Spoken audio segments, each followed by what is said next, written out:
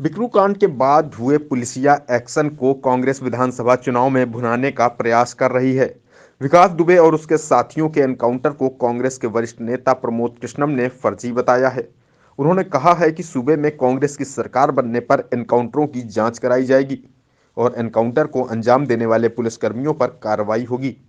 आचार्य प्रमोद कृष्णन ने कहा कि बिकरू कांड के बाद 2 दिन की बेहता खुशी दुबे और उसके परिवार को प्रताड़ित किया गया। निर्दोष खुशी दुबे जेल में है और सरकार उसकी जमानत नहीं होने दे रही है। कांग्रेस ने खुशी दुबे की बहन नेहा तिवारी को प्रत्याशी बनाया है। उन्होंने कहा कि सपा और बसपा को खुशी दुबे की बहन के सामने प्रत्याशी नहीं खड़े करने चाहिए ताकि पीड़ित परिवार को इंसाफ मिलने का रास्ता साफ हो सके। आज कानपुर की इस ऐतिहासिक भूमि पर मैं आपके सामने उपस्थित हुआ हूं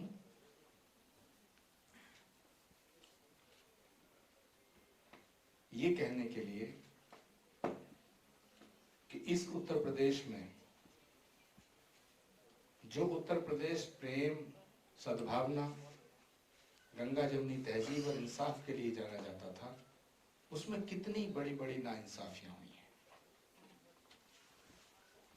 हमारे साथ श्रीमती गायत्री देवी उपस्थित हैं।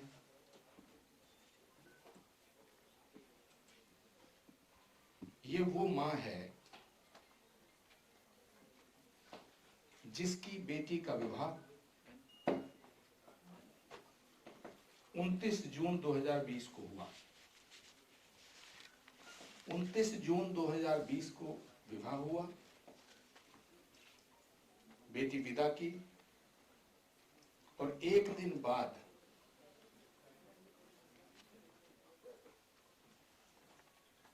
एक ऐसा कांड हुआ जिसमें हमारे कई पुलिस के जांबाज अधिकारी और कर्मचारियों की हत्या हुई।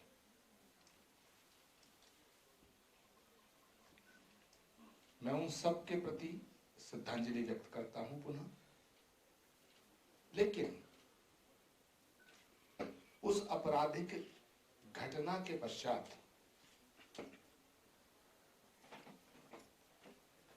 जो अत्याचार की एक दास्तान लिखी गई, वो इस देश की आजादी से लेकर आज तक हमें कहीं ना पढ़ने को मिलती है ना सुनने को मिलती है। एक बच्ची जिसका नाम खुशी था, खुशी है, उसके हाथों की मेहंदी भी नहीं छूटी थी, उसको पुलिस के द्वारा गिरफ्तार किया जाता है, यातनाएं दी जाती हैं, इधर से उधर, एक थाने से दूसरे थाने, एक ठिकाने से दूसरे ठिकाने पुलिस ले जाती है। परिवार पे विपत्तियों का पहाड़ टूटता है। उसका गुनाह इतना था कि उसका विवाह जिस व्यक्ति के साथ हुआ वो उस पर पुलिस का संदेह था कि वो कुछ अपराधियों से मिला हुआ है। उसका एनकाउंटर किया गया। अमर दुबे नाम के उस लड़के के साथ खुशी का विवाह हुआ था। जुल्म की दास्तान यहीं नहीं रुकती है। उनके रिश्तेदारियों में कुछ लोगों को उठाया गया, जिसमें एक 17-18 वर्ष का एक बच्चा प्रभात मिश्रा जो 12वीं का इम्तिहान दे रहा था, उसको उठाया गया। रास्ते से कहा गया कि वो पुलिस की पिस्टल छीन के भाग रहा था, इसलिए गोली मार दी गई। उनके और 2-3 रिश्तेदारों को उठा उठा के एनकाउंटर किया गया। सवाल ये उठता है, हम किसी अपराधी का समर्थन नहीं करना चाहते, लेकिन जिसने अपराध किया सजा उसको मिलनी चाहिए। विकास दुबे अपराधी था, आपने उसको अरेस्ट किया या उसने सरेंडर किया, यह अलग विषय है। आपने उसका एनकाउंटर किया, वो एनकाउंटर सही था या गलत, ये अलग विषय है। हम विकास दुबे का समर्थन नहीं कर सकते हैं,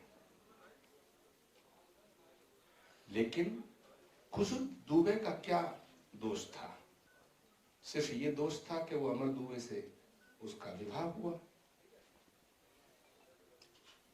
आज वो बच्ची 1.5 साल से ज्यादा हो गया है, जेल में है।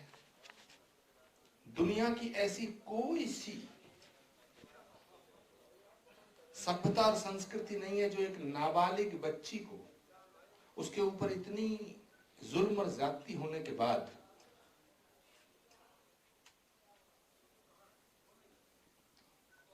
और आरोप क्या है? पुलिस के रिकॉर्ड के मुताबिक भी आरोप यह है कि जब वो कांड हो रहा था, जब पुलिस और अपराधियों में गोली चल रही थी, तो गांव के किसी दूसरे घर की छत पे खड़े होकर वो उकसा रही थी। ये अजीब मजाक है, सुनने में भी अच्छा नहीं लगता है, ना सच लगता है। लेकिन इस सरकार ने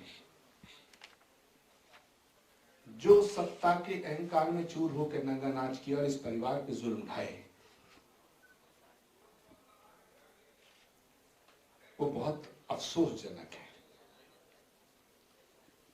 कांग्रेस पार्टी की राष्ट्रीय महासचिव आदरणीय प्रियंका गांधी जी इस परिवार के साथ हमेशा से खड़ी रही।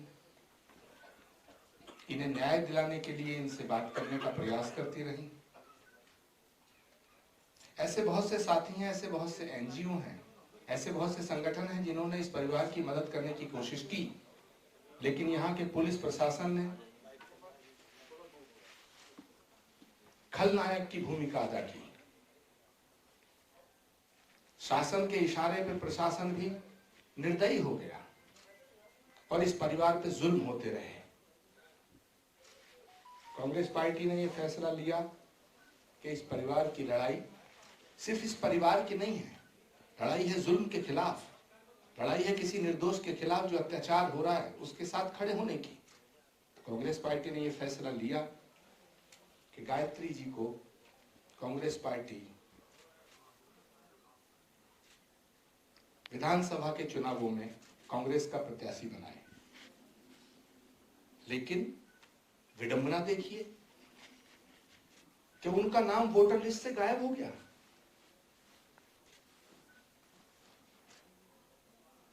गायत्री जी का नाम वोटर लिस्ट से ही गायब हो गया। मैं ऐसा मानता हूं कि उत्तर प्रदेश की सरकार क्यों डरती है, क्यों नहीं सच को सामने लाने देना चाहती है। गायत्री जी का नाम वोटर लिस्ट से गायब हुआ, ये बहुत बड़ी साजिश का इशारा है। हम चुनाव आयोग से इसकी उच्च स्तरीय जांच की मांग करते हैं, क्योंकि हम ऐसा मानते हैं कि बहुत सवाल आपको करना है तो कर सकते हैं। देखिए, जो एनकाउंटर होता है जिसे मुठभेड़ कहा जाता है, मैं ये मानता हूं कि विकास दुबे का जो रिकॉर्ड है वो आपराधिक रिकॉर्ड है,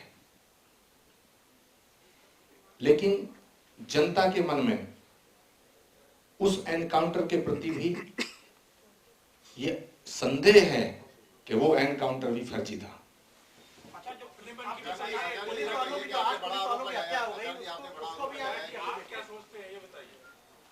जिन पुलिस वालों की शहादत हुई है मैंने उनको नमन किया है और विकास दुबे को कोर्ट में पेश करके फांसी की सजा तक ले जाने का काम पुलिस को करना चाहिए था, जो पुलिस ने नहीं किया। अच्छा, खुशी आपकी सरकार में बनती है, भागीदार होते हैं, तो खुशी दुबे के जो मुकदमे हैं, 17 मुकदमे से ज्यादा हैं, उनको वापस करेंगे आप? खुशी दुबे निर्दोष है, तो मुकदमे खुशी दुबे के ऊपर और उनके परिवार के ऊपर जितने मुकदमे लादे गए हैं, हम सब मुकदमों को वापस करने का काम करेंगे। तो अगर ये गलत है जो पुलिस उसमें इन्वॉल्व है, जिन्होंने मुकदमे दर्ज किए हैं, उन सब पुलिस वालों के खिलाफ सख्त से सख्त कार्रवाई की जाएगी।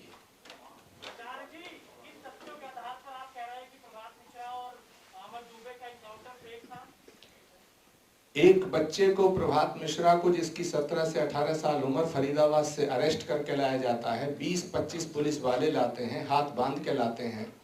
वो पुलिस वालों की पिस्टल छीन के कैसे भाग सकता है? तो ये कोर्ट को ही डिसाइड करने दीजिएगा कि वो सही था गलत। जैसा वो उनको सही कहने का अधिकार है, हम और आपको उस पर संदेह व्यक्त करने का अधिकार है।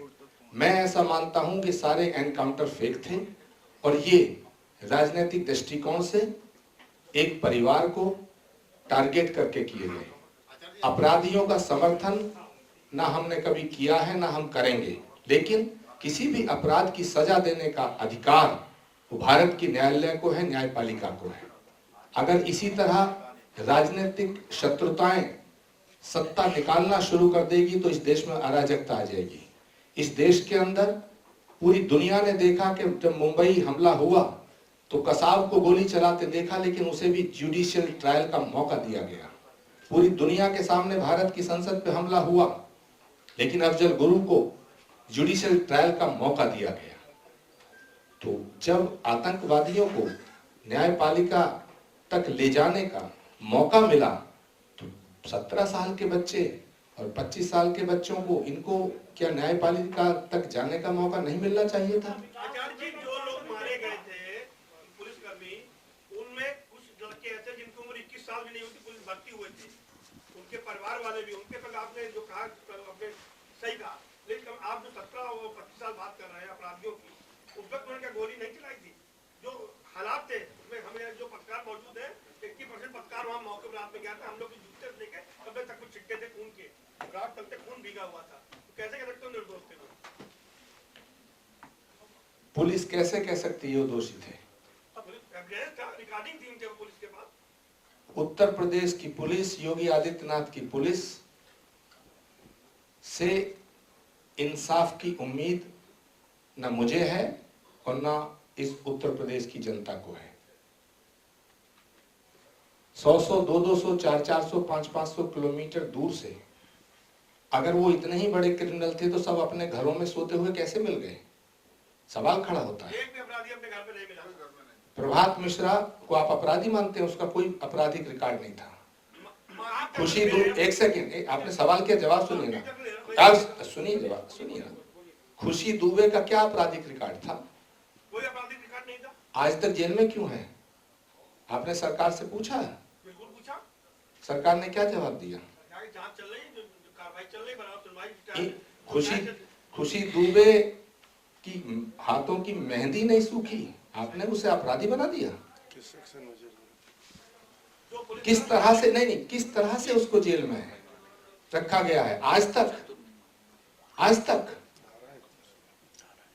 ये जो लीगल प्रोसीडिंग्स हैं इनको कोर्ट डिसाइड करेगा, लेकिन प्रजातंत्र में हमें अपनी बात कहने का और किसी भी सरकार के फैसले पे उंगली उठाने का पूरा हक है। हम ये कह रहे हैं, हम किसी अपराधी का समर्थन नहीं करते, लेकिन एक्स्ट्रा जुडिशियल किलिंग की अनुमति नहीं दी जा सकती है। ना किसी सत्ता पर बैठे हुए किसी हुक्मरान को दी जा सकती है और ना सत्ता को कार्यान्वित करने वाले अधिकारियों को दी जा सकती है। इसलिए अगर उत्तर प्रदेश की सत्ता बदलती है तो निश्चित ही हम इन सब एनकाउंटर की जांच उच्च स्तरीय कराएंगे और जो उसमें अधिकारी दोषी पाए गए उनके खिलाफ सख्त से सख्त कार्रवाई की जाएगी।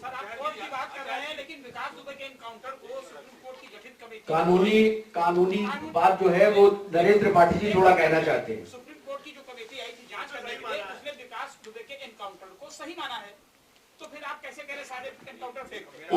उस एनकाउंटर के खिलाफ, उस फैसले के खिलाफ, उस कमेटी की रिपोर्ट के खिलाफ भी अपील की जा सकती है। भारत का संविधान और भारत की न्यायपालिका किसी भी फैसले के खिलाफ अपील करने की अनुमति देती है। आपको क्या प्रॉब्लम है? हमें प्रॉब्लम नहीं सर, आचार्य आप जी, एक न्याय की बात कर रहे हैं, महिलाओं की, एक अगर इस तरह से बात उठाएंगे आचार्य तो जी, हर सरकार, आने वाली सरकार दूसरी सरकार के फैसलों को गलत ही बताती रहेगी। आचार्य जी, पुलिस अपराधियों को संरक्षण मिलेगा। एक मिनट मैंने आपका सवाल का जवाब दे दिया, लेकिन आप इस पे आर्ग्यूमेंट करना चाहते हैं। मैं आर्ग्यूमेंट करने के आप बताएं। सवाल पूछना है। जिस दिन बिक्रू कांड हुआ जी, घटना स्थल पे हम लोग गए थे, हमारे साथी भी थे, सब यहाँ मौजूद थे। वहाँ पर एक भी क्रिमिनल गोली चलाने वाला नहीं मरा मिला। इसका मतलब पुलिस पे हमला हुआ था, और जो लोग मरे थे उनमें 2 सिपाही ऐसे थे जिनकी शादियों का 1 महीना नहीं बीता। अगर ये लोग निर्दोष थे तो गोली की तो पुलिस भी चला सकती थी ना, पुलिस को नहीं गोली चला पाई। आखिर आप गलत कौन था, जो इसी अंदाज लगा सकते ना। आप कह रहे हैं कि वहाँ कोई भी अपराधी मरा नहीं मिला, मैं कह रहा हूँ जिंदा तो मिलता, क्यों नहीं मिला? पुलिस विभाग सब एक सेकेंड, ये रेखा अग्निहोत्री जो पड़ोसन थी, उसके बच्चे जेल में क्यों हैं? उन्होंने गोली चलाई क्या? इस रेखा अग्निहोत्री का क्या दोष था?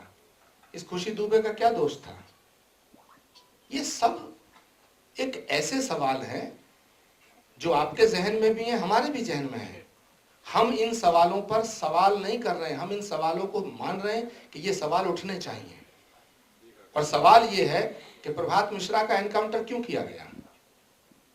सवाल ये है, जिसके घर का बच्चा 12वीं का इम्तिहान दे रहा हो, उसे हाथ बांध के लाया जाए और उसको गोली मार के ये कह दी जाए कि ये हमारी पिस्टल छीन रहा था। तो ये सारे के सारे पिस्टल ही छीनते हैं।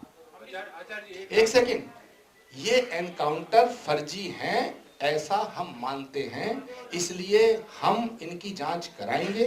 ये बार बार मैं कह रहा हूं, आप इस पे सवाल बार बार करें, मेरा यही जवाब है। ही के पार्टी के 3 लोगों ने नामांकन किया है, कैसे सरकार आएगी? नहीं, वो वापस सब वापस हो जाए। आपने किया, हम लोगों ने वापसी का समय है।